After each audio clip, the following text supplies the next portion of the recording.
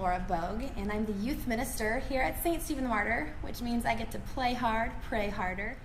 You know, as I was younger, I know I spent some time in the chapel, but growing up, I don't think I really understood quite where I was and who I was in the presence of.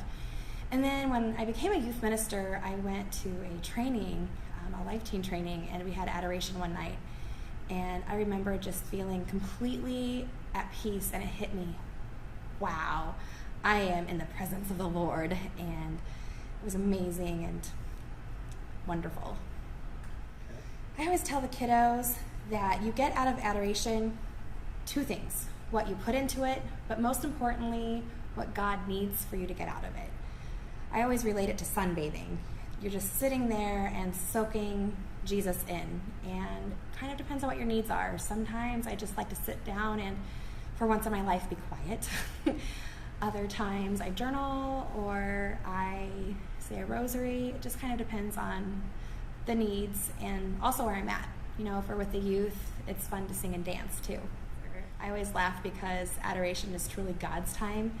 You know, sometimes I worry because I feel I only have 5 or 10 minutes to sit in the chapel, and I feel like that's not enough, and I'm in there and it feels like the right amount of time, and I don't time myself or anything, and I think, oh, I've been in there an hour, this was way too long, I only had so much time, and then, oh, wait, this was the exact time.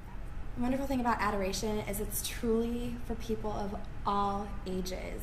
I feel like oftentimes we underestimate ourselves, and sometimes we think we need to fit in a certain category to appreciate that one-on-one time with Christ. But that's baloney. I love going into the chapel with my sons, and my youngest just turned 1. And it's so cool to watch, my 3-year-old go up and kiss the tabernacle. He's already starting to build that relationship. And it's amazing at night when I go into adoration before going home and I see, oh, it's full of teens in there and they're doing homework or they're praying or they're just spending time with our Lord. There is no certain criteria that you need to meet to have some time with Christ other than just by being yourself and understanding that that is a time about being in His presence. You can do all things through Christ who strengthens you, and it really needs to begin with prayer. And it's so neat because when you spend more time in adoration, truly praying and giving yourself over to the Lord, you can see how it affects other things in your life.